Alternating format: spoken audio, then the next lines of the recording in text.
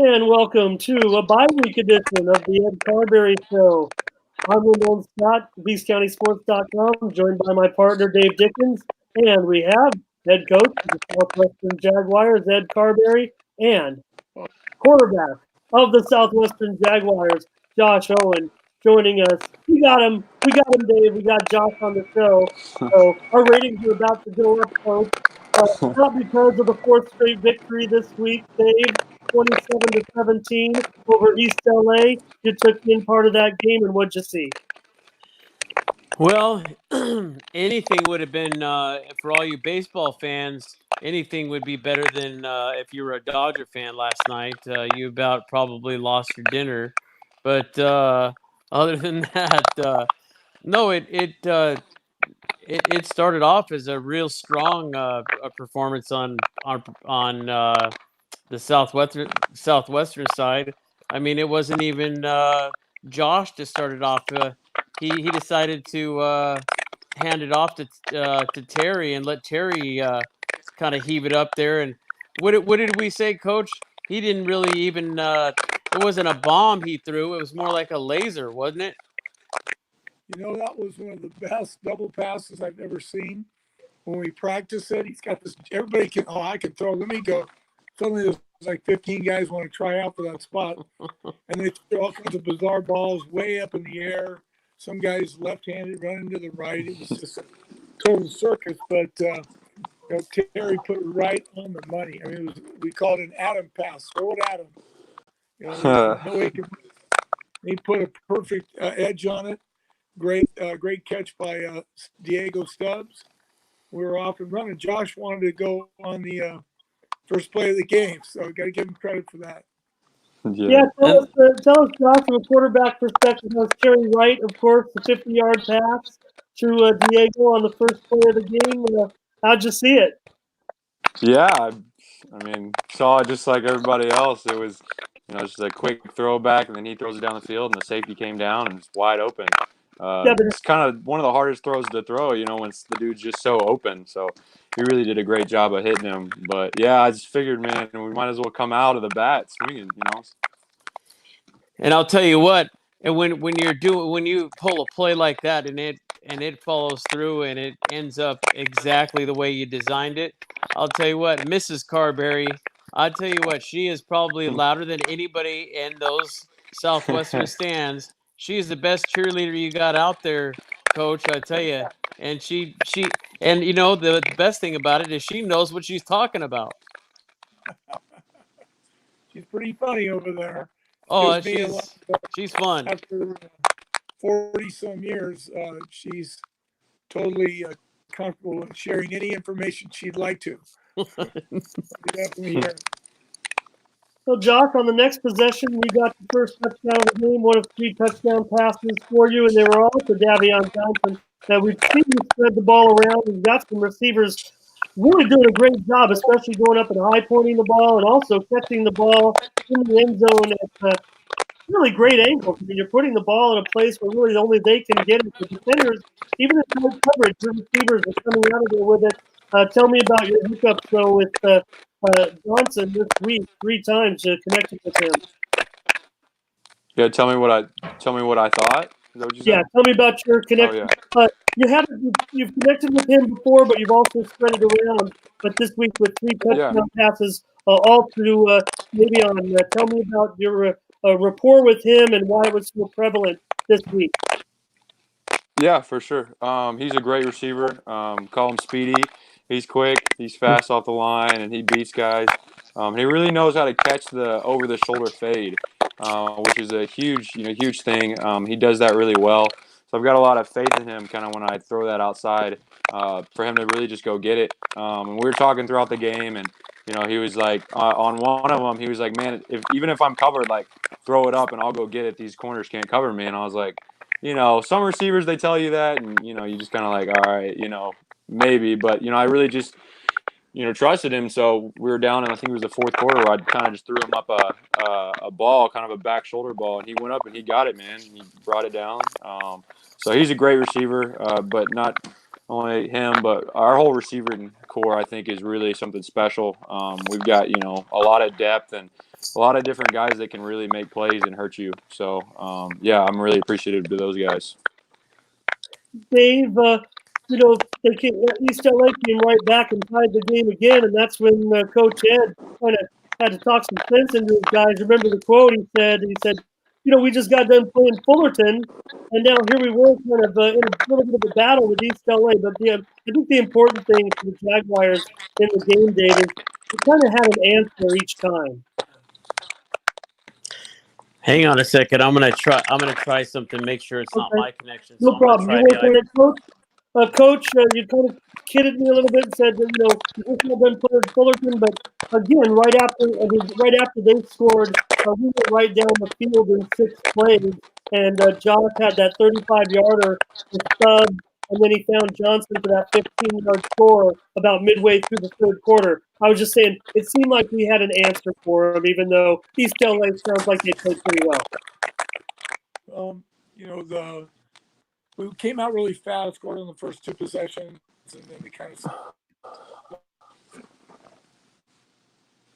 plugged along. One of the things that you can do sometimes, the coordinator can be a defensive coordinator, because if you don't run the plays you were successful with the week before, you pull them out of the game plan before that happens.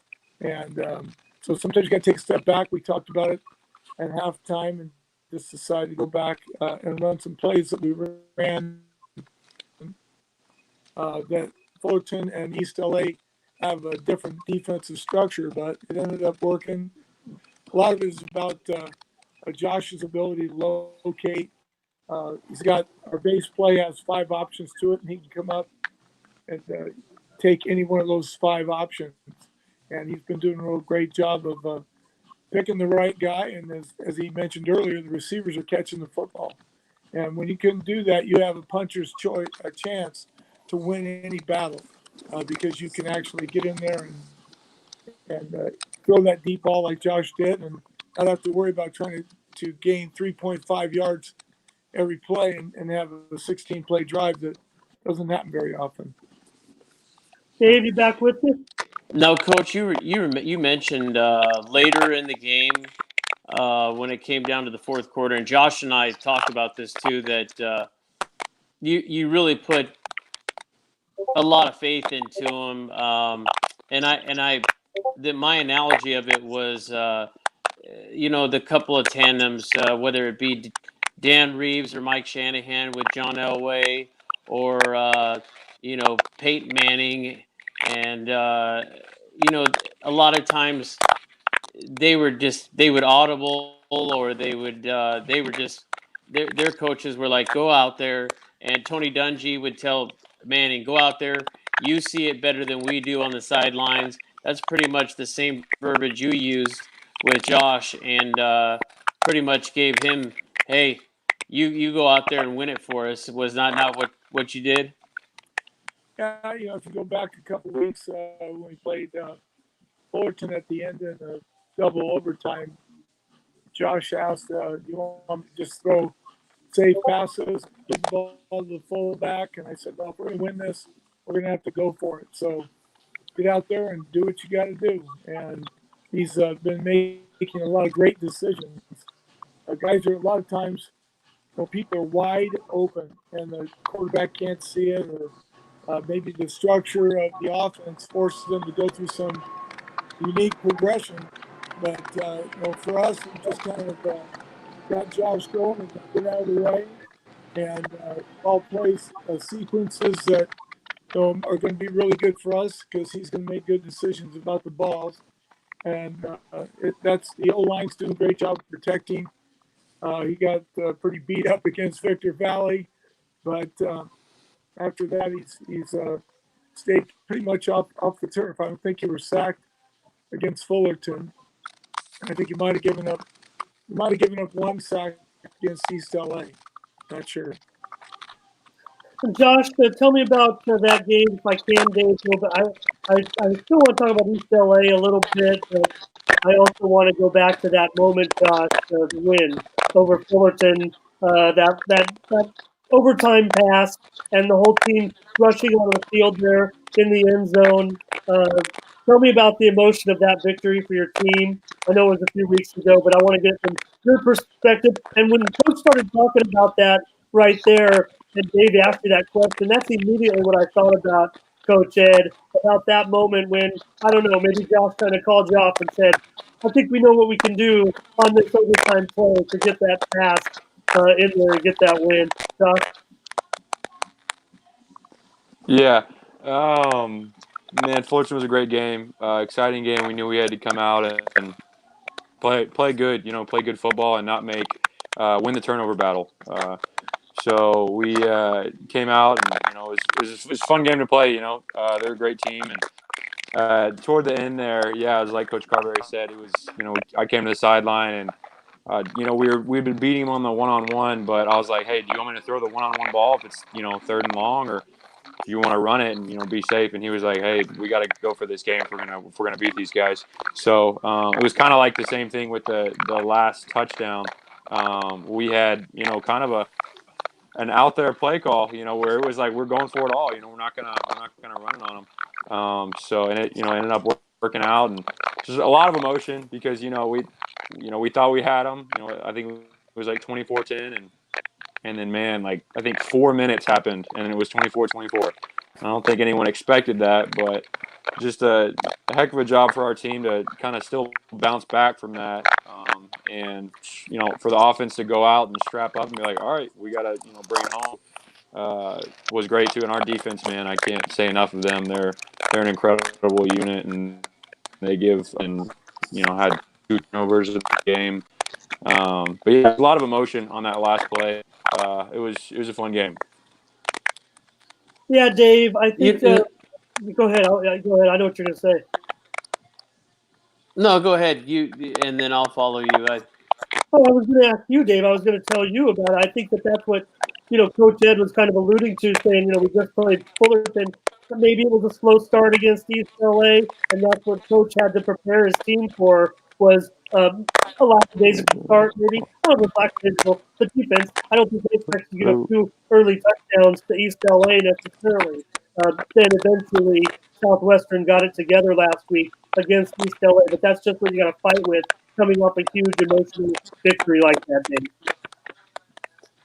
Well, yeah, I mean, the from what I saw, especially in the first half, and I know Coach Carberry will agree, and same thing with Josh, is and I forgot what school you said was recruiting him, Coach, but number 57, boy, he was a beast, but they were using him as I don't know if it was a fullback or a bulldozer, but 57 was he was, and Josh, you could attest to that.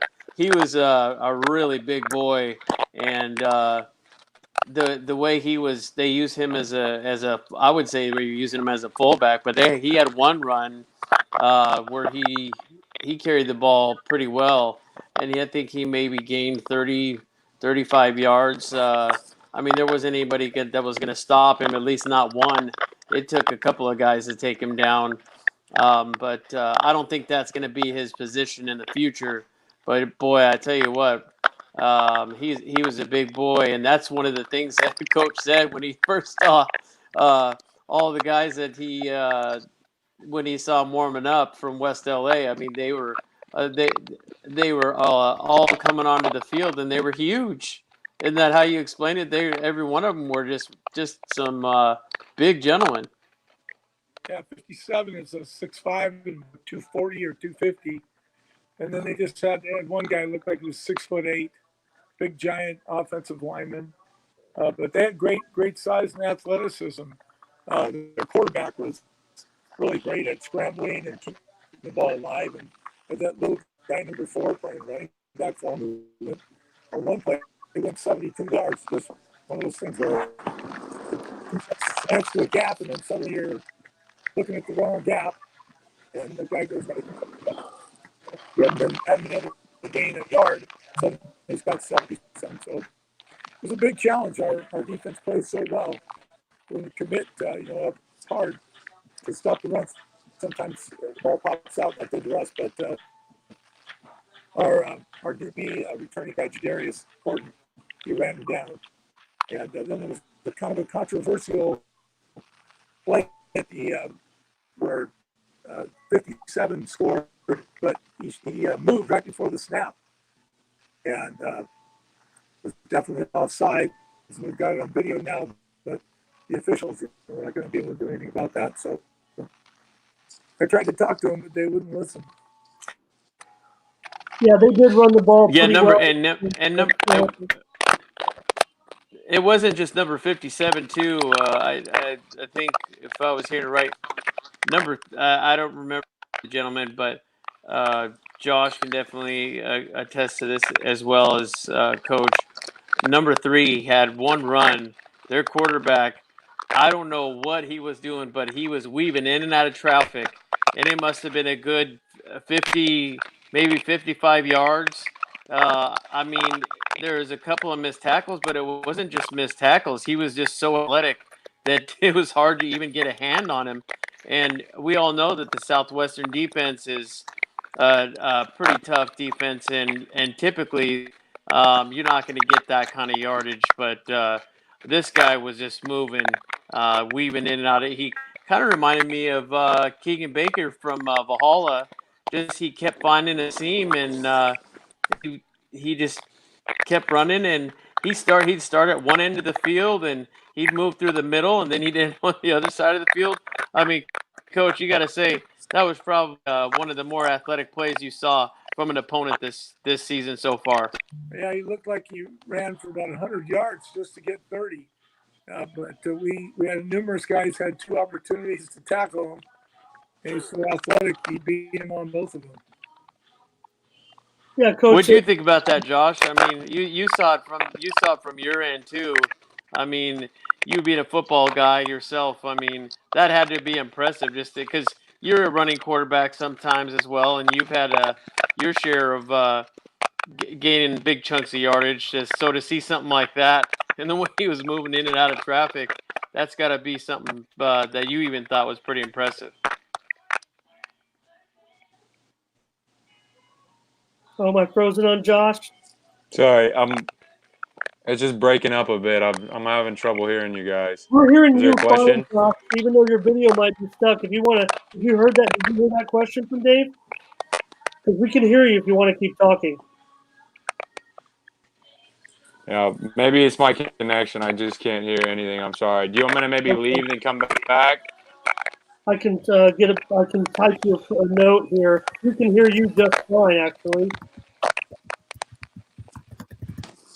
Let me make sure too. My phone maybe is a better choice.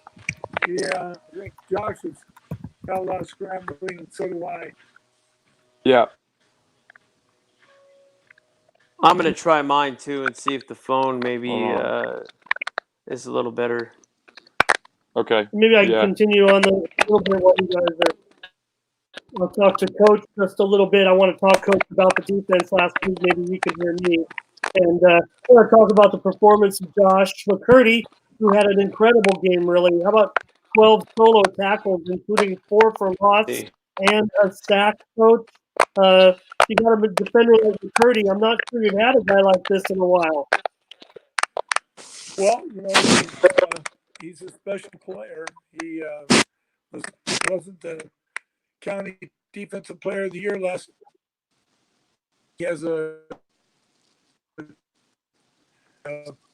great things that has happened.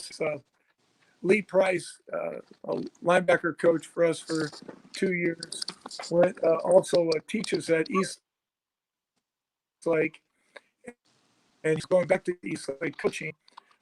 But he ran the same defense we have, and so the verbiage was maybe a little bit different here and there, but he understands all the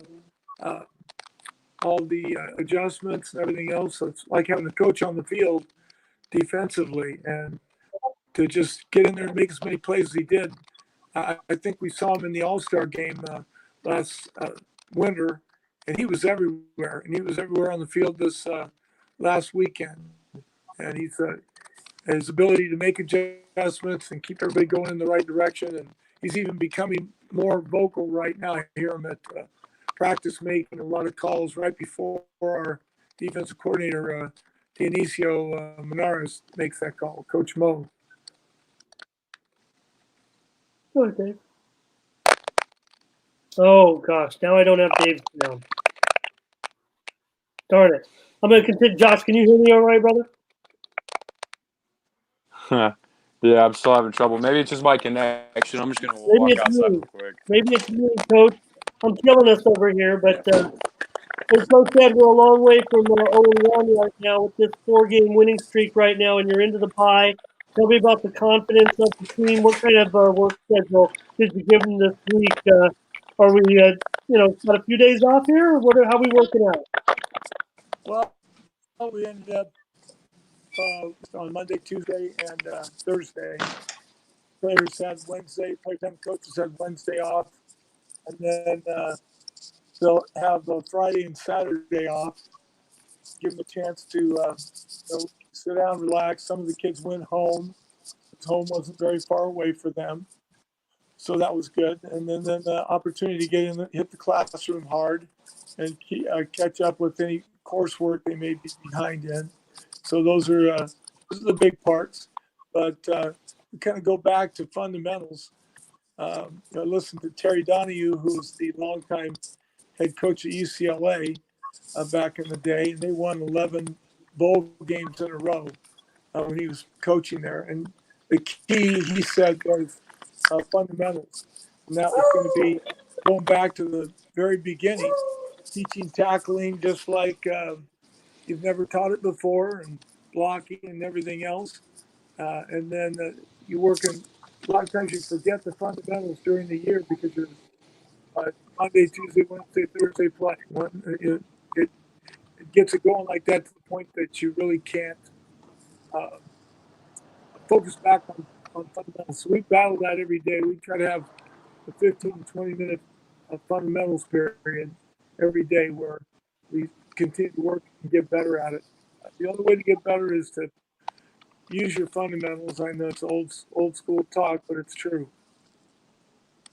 Josh, how are we looking now? Can you hear me at this Yeah, point? I can hear you. I can hear you guys now. What do we do? Move out to the garage here? No, I'm actually outside next to the beach. Oh, great. He's standing next to the tower. Good. I'm glad we got to. Let's start to get a little bit in depth. Well, we got a few minutes Okay. to get Dave back, and I'm sorry about the technical issues. I think I've a genius with this thing, and here I am struggling to get you guys in here. But Josh, I asked Coach about your career so far because I'll let that plane go over maybe, and I'll talk really loud. Yeah, sorry about that. No problem. This is better actually. Uh, Okay. Josh, I mean, you're 6'4", you're a tall quarterback. You obviously, with your success right now, you obviously know what you're doing. You're a leader out there, basically able to call off your coach at a critical moment against one of the toughest teams in the entire state. So I'm just wondering how this course of events has taken place for you. A prep quarterback who really didn't get the lion's share of playing time, playing behind a top, a very good quarterback in Texas where you played. And then you moved after high school, went up to Riverside, and basically played behind another very good quarterback. So you really hadn't seen your time on the field. So what went into your career direction? Obviously, we all want to succeed. You're a quarterback. You want to be a team leader. Right. So how do you go from, I know football's big in Texas, so you can be looks like maybe a second man to the quarterback out there, still land at one of the top junior college programs in California. Now, maybe it didn't work out for you, and so how did it roundabout come to you've ended up with Coach Carberry now at Southwestern? I know that's a lot, but if you could just take me through the whole career, because you don't have a lot of stats from your high school days. Yeah, for sure. So yeah, I started out in Texas. Played at a big high school in Texas called Midway. It's a good time. Played with a guy, Tanner Mordecai. He's actually back up at OU right now. He would have been starting if it wasn't for Jalen Hurts. So he's a great quarterback. We're still friends and we keep up. But Yeah, I mean that was hard. Never really got my shot there. Still split reps, split a good amount of reps there, but obviously every time the scouts come, they're looking for the big D1 recruit. Still got a lot of talks with big Division I schools, but just didn't have the film. So I was hoping to go to Riverside to get that, and then whenever I was at Riverside, man, it just kept grinding. I was a little bit smaller, put on some weight. College ball is a whole lot faster and a whole lot meaner. So trying to get ready for that. Still didn't really get a whole lot of shots there, but just felt like it was my time to kind of move on from there. Was talking to a couple Division I coaches, but again, still didn't have the film I needed. So ended up at Southwestern. I still remember the day I called Coach Carberry, and I just was really just looking for just great coaches and honest coaches, and man, I just couldn't have found anything better. The coaching staff at Southwestern is just incredible, man. They are totally for the teammates. They totally just are there for you, and are also great coaches, and it's a great program. So kind of found a home there, and the rest is kind of history. So Or at least halfway to history, Dave. Say what is Now, that again, now? Dave? how do you feel? Good, Dave. How do you feel, Josh? Having the surrounding cast like you do too, like especially as of late in the backfield with Chapman. I mean, he's really come a long way because with DeAndre being out with some injury, I mean, he's really come up big for you and really taken the pressure off of you, wouldn't you say? Oh yeah. Oh, Chapman's is he's a great running back. I knew from day one, seeing him run, he can get it done. He's that kind of guy. So love having him back there, and we're also really good friends. So it's a great guy. Well, even better. So, and let's talk about you got quite a few weapons as far as your receiving core too, that you might want to mention also. Your go-to guys, or should I say, all of your go-to guys? All of them, man. That would take a while. We've got a lot of amazing receivers. Yeah. Just to highlight a couple, Speedy, Paul's coming back. He should be a great weapon. Matt just went out with a concussion, but man, he's so reliable. In the inside slot, Terry and Dixon's really emerging as a great receiver. But honestly, man, I'd really like to point out the O-line. They're kind of the guys who don't get to, the spotlight as much, but they are critical to our offense. When they're not doing good, we're not doing good. So when they're doing good, we're doing good. So they've just been kicking it up, and each week I think they've been getting better. And I'm really proud of those guys. So. Now, Ramon, we did have our East County guy. Now, granted, he came out only for one series, but I had talked to Ed about Coach Ed about how he likes to do that to keep his backup quarterbacks fresh, and so we did.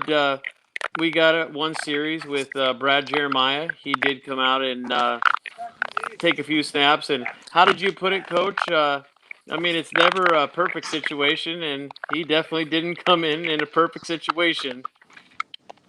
Well, you're like a pinch hitter in baseball. You come up, you got to get a hit. They don't care if it's cold or rainy or anything else. Over the years, what we've done is try to keep especially the number 2 quarterback has to be ready to go. Should something, get a cramp or what have you, need to be able to get back in there and get some reps of live action. But Brad's working hard. He's doing a good job. And Josh, Brad, and Carrie, and Nico have all stayed pretty close. All the quarterbacks, they work hard in practice. And we're blessed to have all the guys we have. I'll do up a little. Let me do a little cleanup here, Dave. On that, you're mentioning some names, some first names. So I want to make sure we give all these guys their credit. And these are Josh's guys. And Josh can comment if he wants on each of these guys. But he talked about Davion Johnson, of course, Speedy with his receptions. But Terry Wright does lead the team with 21 receptions so far this season. Also, Matthew Linton, the former Grove Punt Griffin, now with Southwestern 9 catches.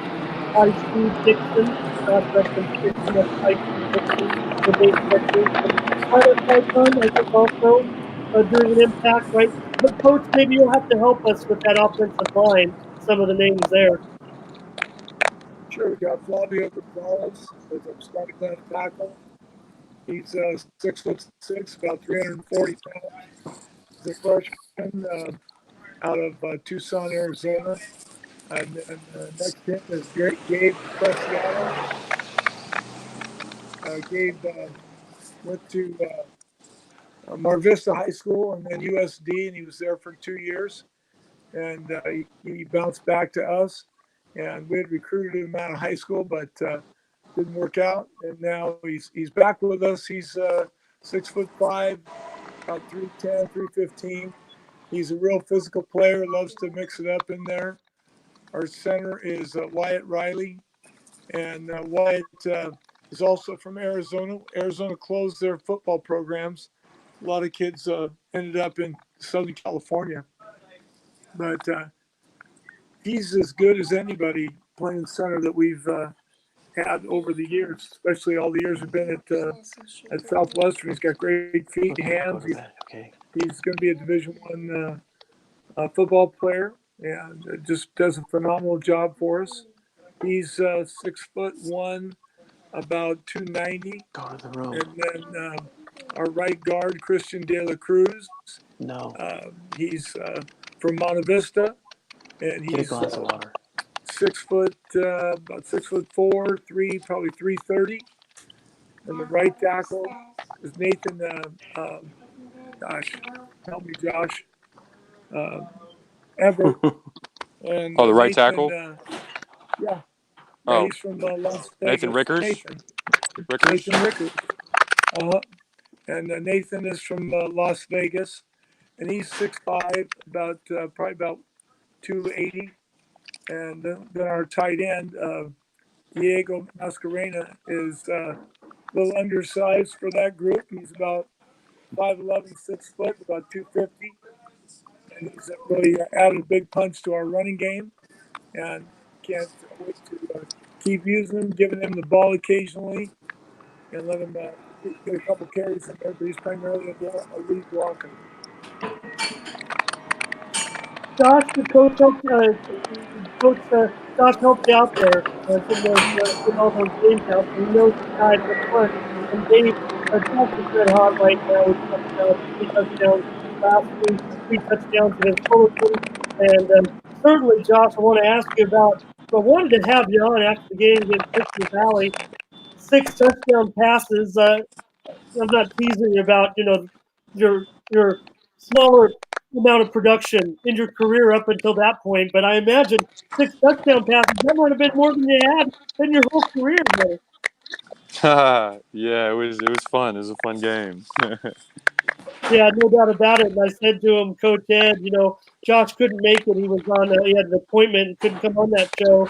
And I just texted him. I said, well, Josh, we'll go out and throw 6 touchdowns against Fullerton. Then we'll think about having you back on. I think we'll take the 3 touchdowns against Fullerton.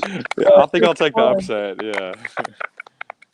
Coach Ed, tell me about you mentioned Josh's maybe his physical development. How you've only known him a short time. Is that where you've seen a big progression and why he's been able to do this so suddenly? I think it's been sudden in that we've seen it suddenly. He hasn't. He's put a lot of time and effort into becoming a better quarterback, and he is very smart in terms of making decisions, and he can look at the defense and he understands it. So he's been coached very well in high school, and at RCC at Tom Kraft's a well-known quarterback, kind of guru guy, and we've come down here and kind of unleashed him and let him have an opportunity to use his talents and his understanding of the game. Typically, I think the one game against Fullerton, I think we had 97 plays. And out of those 97, Josh probably had 60 where he could make any decision. He could throw it to any 2 receivers. He could keep it. He could give it to the fullback or get the ball to the tight end on some kind of bootleg. and we just kind of called that play. He was red hot, like against East Lake or East LA. Um, the third quarter, we really kind of surged. In the first quarter, we had the first play of the game. Then Josh threw a 50-yard strike on a scramble drill we'd worked on during the week. And it was nice timing for that. But in the third quarter, we got the ball first, went right down the field. It's like they couldn't stop us. And we go right down the field, scored, got it back. In the fourth quarter, we kept the pressure up. Josh has a unique ability to hit the fade route, put the ball in the money, and we've got receivers who want to go up and get it. It's rare that those two things come together. So we've been really blessed to have him. He's not a finished product. He's like all of us. We're still, just a step away from realizing our success. But he's a great worker, and his teammates respect him. He's taken a beating early in the year, and refused to give up. Kept getting up, and that's what you're looking for in a quarterback. If he gets hit, that he gets up and he doesn't blame anybody. Accepts responsibility for everything that happens offensively, and he's been given a lot of opportunities to take the step and use his own abilities to make everything work out for the Jags. Coaches started to praise your ability too, Josh, about getting rid of the ball, before the contact and getting rid of it effectively so it doesn't get intercepted. Is that something you're conscious of right now? Not taking those sacks, things you have said that you've gotten real good at. Yeah, it's a little bit too much praise sometimes, but I don't always make the best decision, but I try my best, and it's just my whole kind of motto as a quarterback is I don't want to take sacks. It's just extra down, backed up 5, maybe 10 yards, and I'd rather just throw it away. I don't care about my percentage completion as much as most quarterbacks, and so I just want to get rid of the ball. But what's best for the team, and not take big sacks. So that's kind of been something I've been shooting for, is not taking sacks, and then also making smart decisions with the ball, which just comes with experience. Honestly, is when you're getting hit, just instead of throwing it into the middle of the field, throwing it away or holding on to it. But really just making smart decisions is something I'm kind of focusing on right now. But like Coach said, it's just a process. I'm definitely not a finished product. I think each game I'm just going to get a lot more knowledge, and, the chemistry between the teams is going to get better and better. Hey, Dave, Josh was having trouble getting some film together before, last couple of seasons. I just started about 3 weeks ago. I'd start on those fade routes against Fullerton for sure. I mean, those are highlight-worthy passes, and that's where I would start. I mean, Josh is racking up some film really fast, Dave.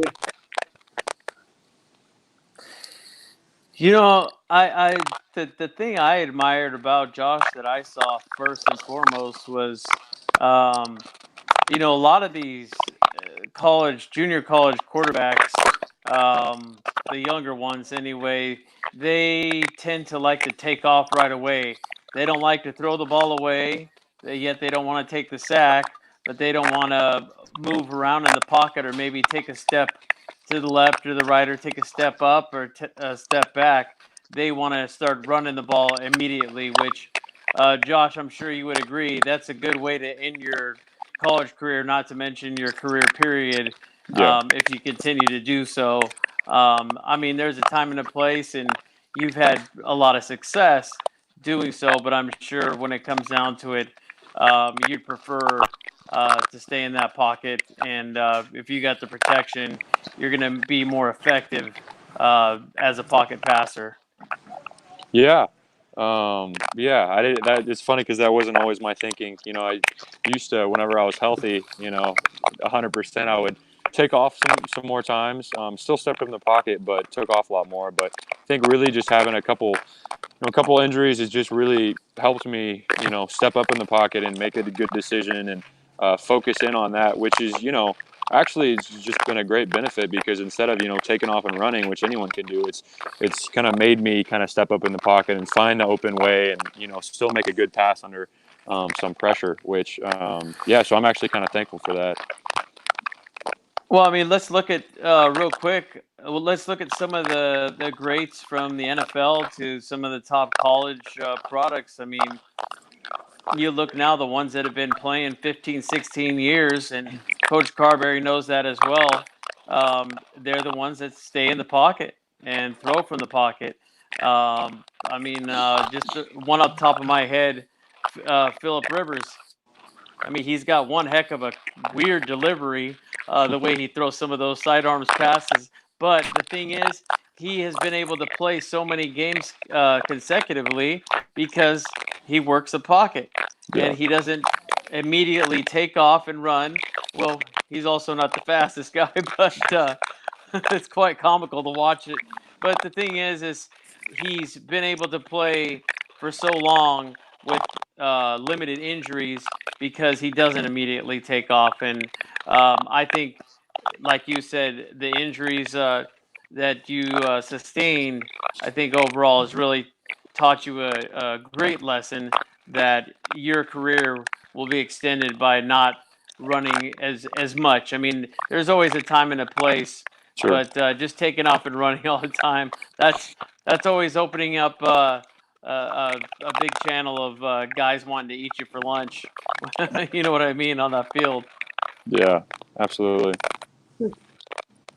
Hey, Coach, we got Josh for another half year. Okay, so let's not get ahead of ourselves. But so far in this conversation, Dave has mentioned Philip Rivers, Peyton Manning, and John Elway.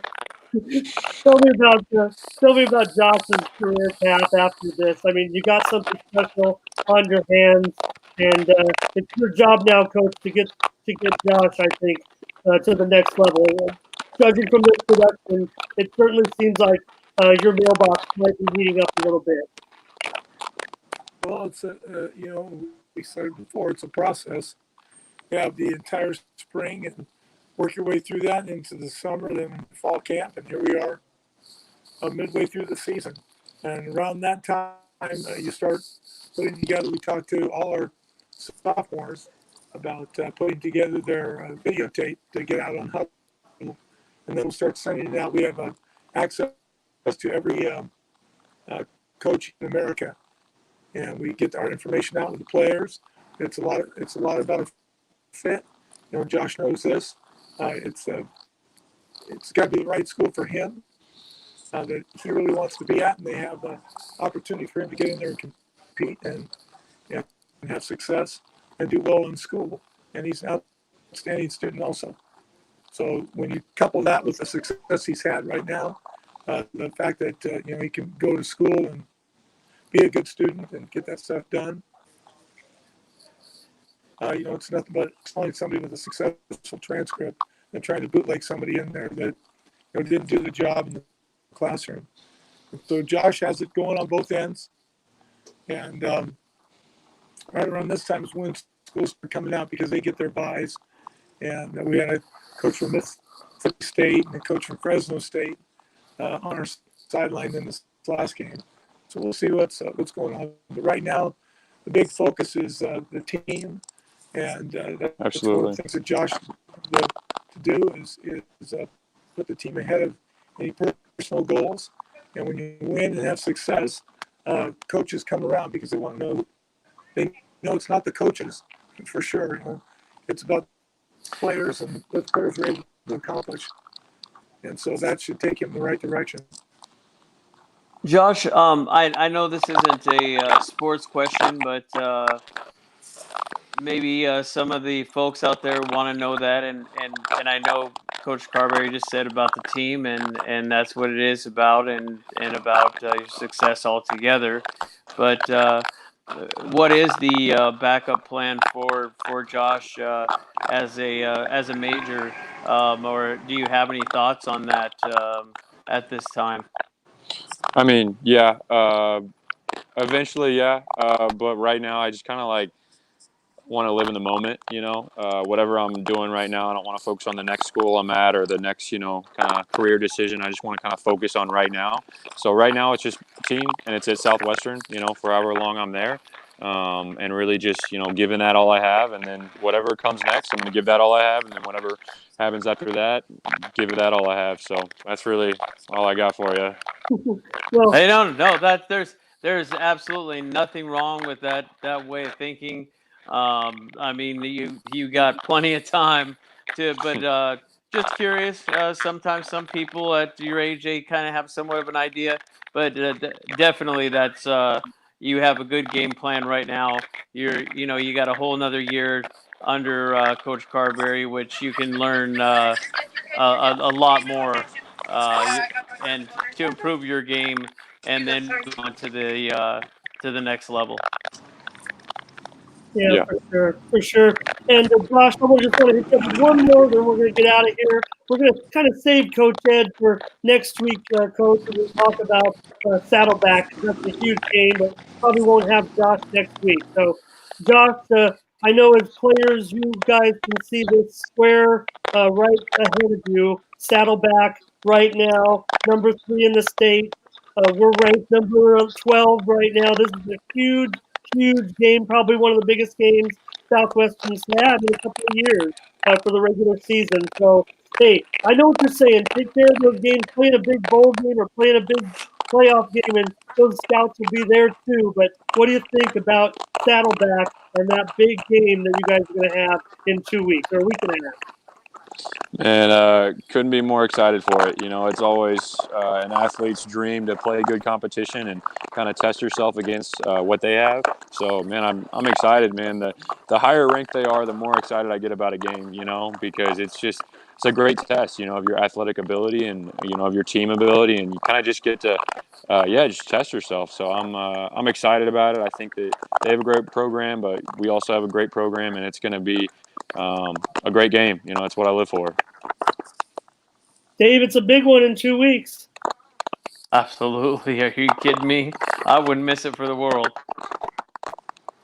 And Coach Ed, we'll get more on that matchup next week, but just tell me how you voted this week. Maybe I see your one solo vote is moved on now, so maybe you can clarify your position. But San Mateo was number 1. We got 6 first place votes, and Riverside was number 2 with 4 votes, and then Saddleback, Ventura, and then San Francisco. Mesa, by the way, 13th with their loss this week, falls behind Southwestern. Tell me your impressions of the poll going into the bye week, Coach. Well, our bye week is just that. We've taken a lot of time and recovered and come back and kind of self-scouted about what we're going to do and what teams are looking at we do. Because everybody starts to get, after halfway through, everybody starts to get some type of way in which they do things, certain formations and whatnot. So they'll be looking at us and we'll be looking at them.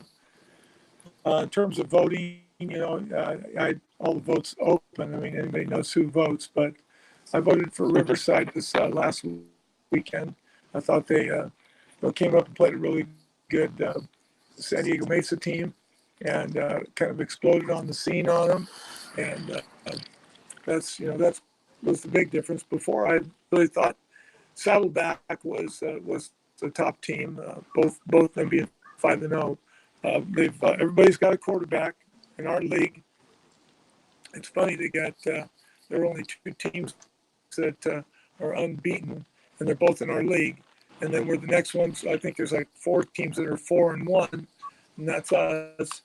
And so it should be an interesting run. Saddleback's really a first-class operation. I've known Mark McElroy for quite a while. He's a great coach to be around and does good things with his players.